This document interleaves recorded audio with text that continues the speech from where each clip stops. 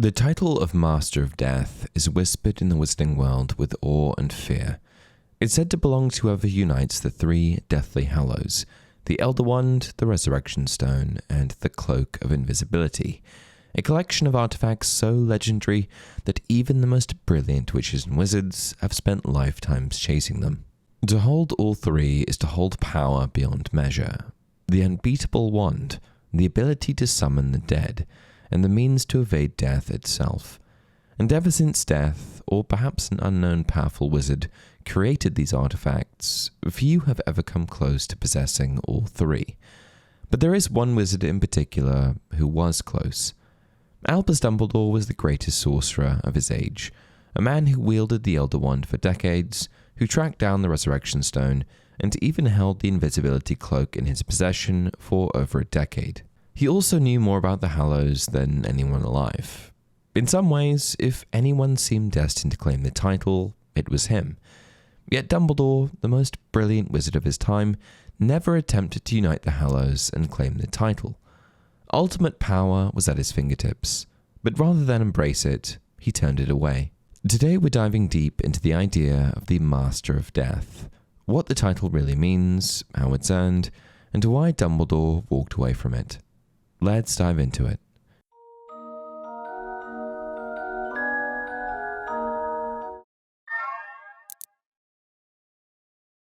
Hey everyone, welcome to another installment of Harry Potter Theory.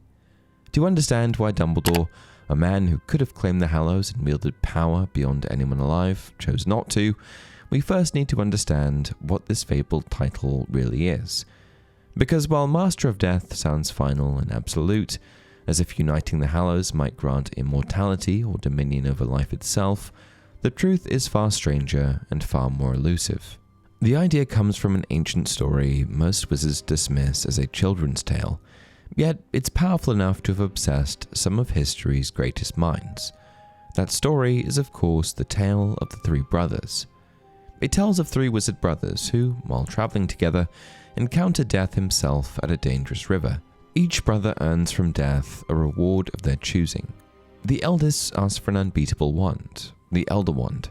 The second requests the power to bring back loved ones, the Resurrection Stone. And the youngest, wiser than the rest, asks for a way to evade death entirely, the Invisibility Cloak. The fable ends grimly.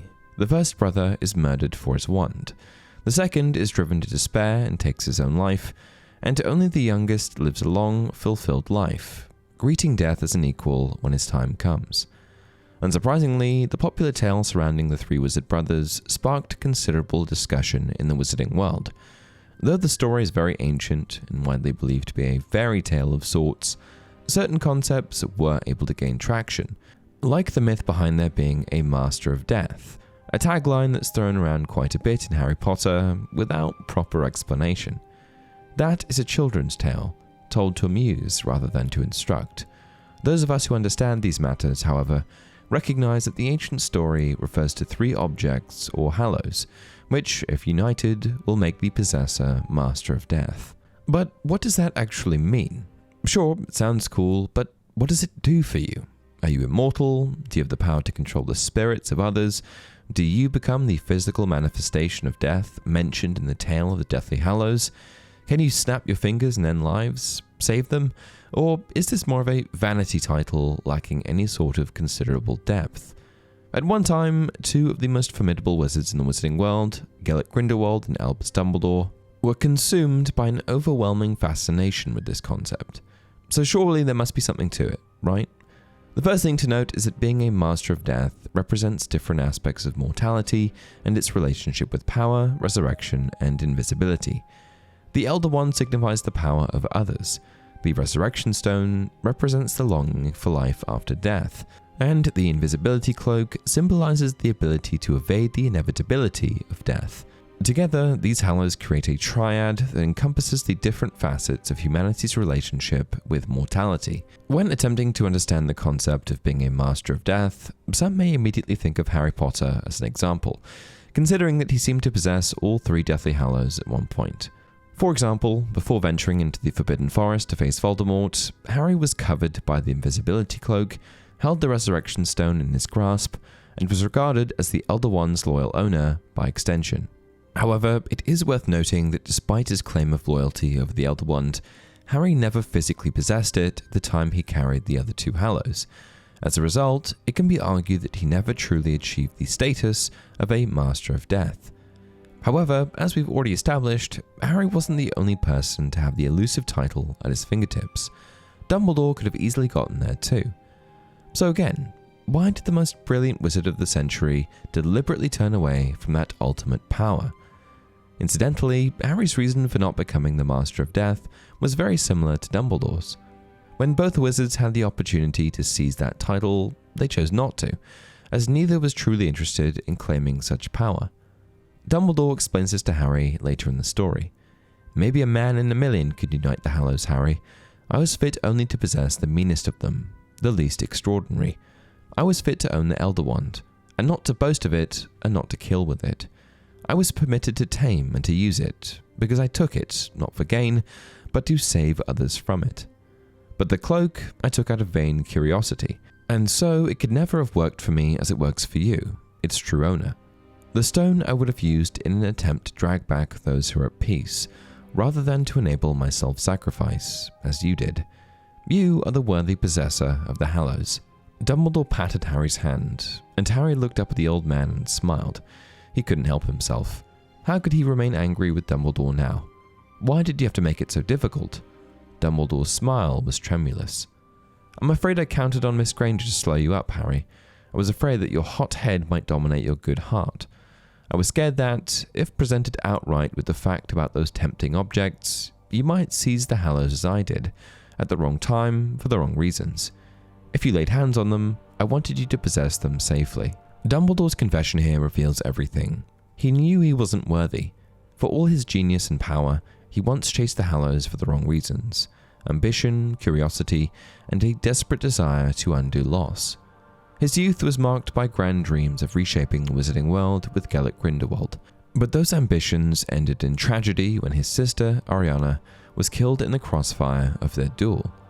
That moment scarred him permanently and taught him the danger of unchecked power and trying to master forces meant to remain beyond control. By the time he grew older, Dumbledore no longer trusted himself with ultimate power. He understood that wanting the Hallows to conquer death is exactly what leads wizards astray. As he tells Harry, he could wield the Elder Wand only because he used it not for domination, but to keep it from darker hands. The cloak he sought out of vanity, so it never fully served him. The stone he wanted to summon the dead, not to embrace sacrifice, a desire he recognized as selfish and dangerous. In other words, true mastery over death isn't about possession, it's about acceptance.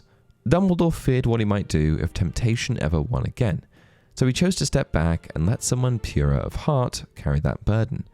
He quietly orchestrated events so that Harry, not he, would become the one to unite the Hallows. Harry, who neither lusted for power nor tried to reverse death, but instead faced it willingly when it mattered most. While many assume that becoming the Master of Death grants some kind of immortality, Dumbledore makes it clear that the title's meaning is far more profound, and far less literal. You are the true Master of Death, because the true Master does not seek to run away from death.